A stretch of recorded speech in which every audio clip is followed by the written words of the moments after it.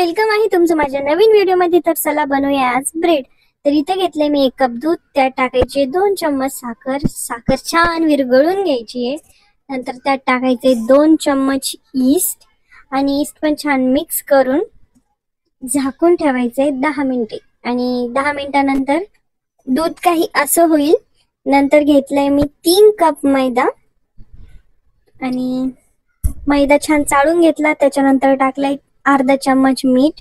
नंतर 2 चम्मच मी टाकलाय मिल्क पावडर। यानी आपला जो ब्रेड आहे एकदम सॉफ्ट होईल आणि टेस्टी पण। नंतर जे दूध आपण यीस्ट टाकून मिक्स करून ठेवलं होतं ते ऍड करायचे आणि छान मळून घ्यायचे। याच्यानंतर आपण टाकू याच्यात 2 चम्मच बटर आणि बटर ऍड करून पीठ छान मळून घ्यायचे। नंतर थोडं थोडं पाणी ऍड करायचे आणि एक डो बनवायचा आहे। आणि जितकं याला मळता येईल ना तितकं मळायचं। म्हणजे मी याला 10 मिनिटं मळून घेतले। आणि कुक विथ कोमल या चॅनलला नक्की सबस्क्राइब करा। आणि 10 मिनिटं डो छान मळून झालाय। आता याला आपण 1 तासासाठी रेस्ट करायला ठेवूया। 1 तासानंतर आपला डो फुलून हा डबल झालाय। आता डो छान फुललाय तर आता आपण याला एका पसरट भांड्यात बाहेर काढून घेऊया आणि एकसारखं पसरवून घेऊया याला। मी इथे बेलण्याचा वापर करून छान डो पसरवून घेतलाय।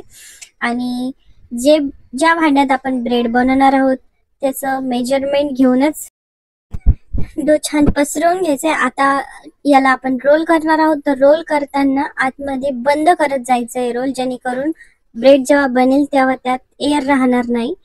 तर अशा प्रकारे मी डो पसरवून आणि त्याचा रोल करून घेतलाय। आता इथं घेऊया ब्रेड टीन, त्याला थोडंसं बटर आणि मैदा लावून ग्रीस करून घेतलंय। आणि आता आपण याला डो आपण बेकिंग टीन मध्ये 1 तासासाठी फुलण्यासाठी ठेवू। आणि 1 तासानंतर जो डो आहे तो डबल झालाय। तर याच्यावर मी अप्लाय करते दूध। ओटीजी मी 10 मिनिटांसाठी 180 डिग्रीवर प्रीहीट करून घेतलंय। आता बेकिंग साठी मी 40 मिनिटं 200 डिग्रीवर बेक करून घेणार आहे। आणि 40 मिनिटांनंतर आपला ब्रेड मस्त कलर आलाय आणि बघू शकता किती सुंदर दिसतोय, डबल झालाय। तर बेकिंग झाल्यानंतर त्याच्यावर थोडंसं बटर अप्लाय करते मी। आणि बटर अप्लाय केल्यानंतर त्याच्यावरती आपण एक ओला कपडा टाकून 10 ते 15 मिनिटाला थंड करून घेऊया। नंतर आपला ब्रेड एकदम सॉफ्ट झालाय। आता काढून घेते आणि एकदम इझिली बाहेर आलाय ब्रेड।